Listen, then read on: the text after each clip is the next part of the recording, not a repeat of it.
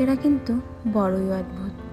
আমাদের কাছে যেটা আছে সেটা নিয়ে আমরা কখনোই সন্তুষ্ট থাকতে পারি না। আমাদের কাছে যেটা নেই সেটা নিয়েই আমরা সবসময় কষ্ট পেয়ে থাকি। যখন টাকা থাকে না তখন মনে হয় যদি আমাদের কাছে টাকা থাকতো তাহলে মনে হয় আমাদের কাছে সব সুখ থাকতো। কারো মনে হয় আমার কাছে যদি একজন প্রিয় মানুষ থাকতো তাহলে হয়তো সব সুখ আমি পেয়ে যেতাম। আবার ঠিক তখনই যখন যার কাছে টাকা নেই তার কাছে টাকা চলে আসে, সে কিন্তু ভীষণ অহংকারী একজন মানুষ হয়ে ওঠে। আর যার কাছে প্রিয় মানুষ আছে সে তার প্রিয় মানুষের কখনোই কদর করে না, কারণ তার কাছে তো রয়েছে, সে কেন কদর করতে যাবে। এটাই হলো আমাদের জীবনের বড় সমস্যা। যেটা রয়েছে সেটার কদর করব না, আর যেটা নেই সেটাকে নিয়েই ভাবনায় পড়ে থাকবো। নমস্কার বন্ধুরা, আমি দিয়া। আমার একটি নতুন ব্লগ ভিডিওতে তোমাদের সবাইকে জানাই অনেক অনেক স্বাগত। এখন হলো বিকেলের সময়। আজকে সকাল থেকেই আমাদের এখানে ঝিরিঝিরি করে বৃষ্টি পড়ে যাচ্ছে।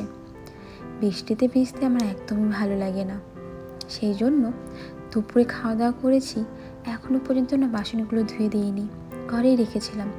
ভাবলাম সন্ধে হওয়ার আগে তো বৃষ্টি কমে যাবে, কিন্তু দেখছি বৃষ্টি কমে তো নামই নিচ্ছে না। মাথায় একটা কাপড় দিয়ে আমি বাসনগুলো ধুতে বসে পড়লাম। আমার কাছে না ছাতা নেই, আগেরবার যে ছাতাটা ছিল সেটা ভেঙে গিয়েছে। এবছর মনে হয় নতুন একটা ছাতা কিনতে হবে। এই দিকে আমি রাতের রান্নার জন্য মোটামুটি প্রস্তুতি নিয়ে নিচ্ছি। হাঁড়িতে জলটা ভরে রাখলাম, আর রাতে যে রান্না করব সেই চালগুলোও না এখন ভিজিয়ে রাখবো। প্রায় তো সন্ধে হয়ে গিয়েছে, আমি সন্ধেবাতি দেওয়ার পরেই রান্নাটা বসাবো।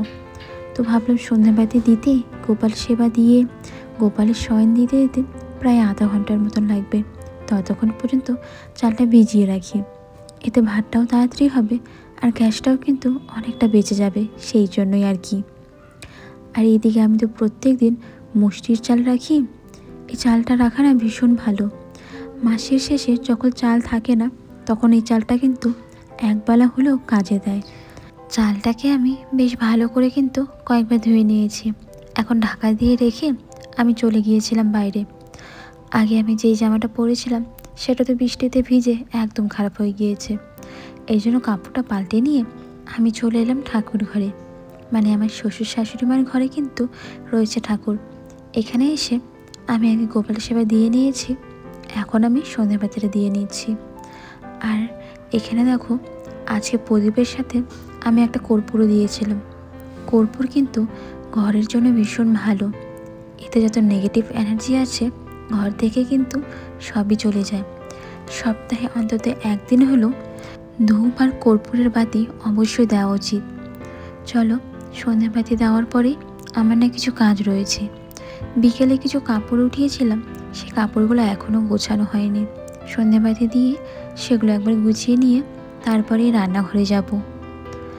আমি আবার সন্ধ্যেবেলা দেখলাম শ্বশুরমশাই না কিছু সজনে ডাঁটা এনেছিল। আমার আবার সজনে ডাঁটা খেতে একদমই ভালো লাগে না। কিছু কিছু খাবার আছে যেগুলো খাওয়া শরীরের জন্য ভীষণ ভালো, কিন্তু আমার খেতে একদমই ভালো লাগে না।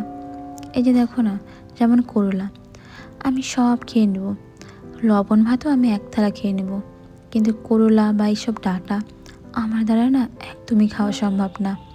হ্যাঁ, যদি বলো আমি সুন্দর মতন করে রান্নাবাড়ি করে সবাইকে খাওয়াতে পারবো, কিন্তু নিজে খাওয়ার বেলায় একদমই না। তা যাই হোক, তোমরা কিন্তু অবশ্যই খেও, কারণ এটা খাওয়া খুবই ভালো। এদিকে আমি সব কিছু কেটে নিয়ে চলে গিয়েছিলাম রান্নাঘরে। আর বাইরে না অনেক বৃষ্টি হচ্ছিল, এই জন্য আর ভিডিও করা হয়নি। রান্না করেছিলাম একটা বাটা আর একটা পাঁপড় দিয়ে আলুর তরকারি। চলো আজ তাহলে আসি।